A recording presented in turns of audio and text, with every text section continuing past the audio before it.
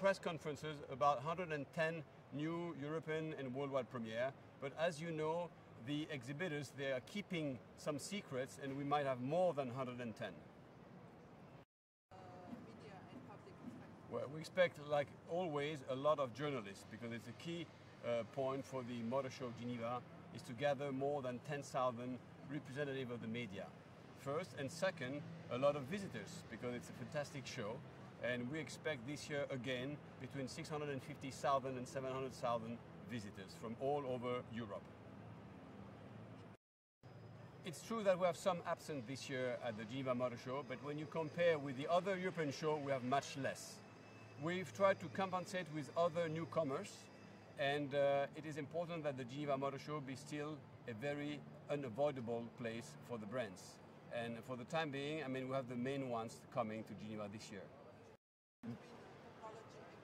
By having an alliance, as you know, we'll be having an alliance between IFA and the Geneva Motor Show.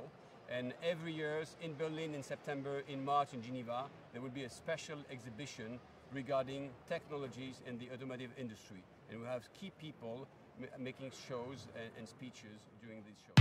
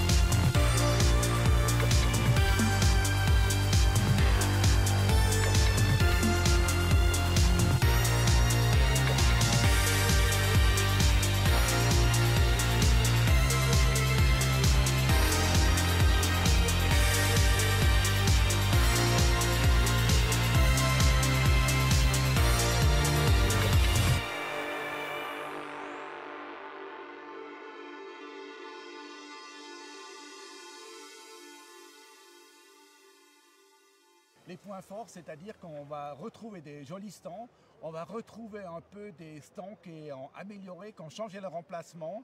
On va trouver aussi une exposition spéciale qui sera très attrayante. Je pense qu'il y a beaucoup d'actu à ce salon 2018. Le salon de Genève est toujours une rencontre des voitures, des voitures rapides. Je pense là à Ferrari, je pense à McLaren, je pense à Pagani, je pense à Lamborghini. Tous ces marques qui sont présents à Genève. Pourquoi ils sont présents? Parce que les clients ils viennent acheter ces voitures à Genève. C'est-à-dire aujourd'hui, bien sûr, on a de tout. On a la voiture sportive, on a la voiture familiale, on a le 4x4 qui marche très bien. Je pense qu'on a toute la panoplie de voitures qui existent sur le marché qui sont ici à Genève.